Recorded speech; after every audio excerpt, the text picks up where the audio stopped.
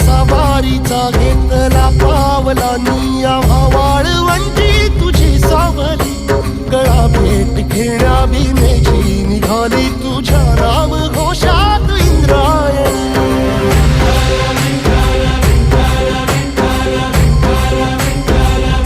भिडे आसमंती ध्वजा वैष्णवांची उभी पंढरी आज नानावली तुझे नाव ओठी तुझे रूप ध्यानी जीवाला तुझी आस गा लागली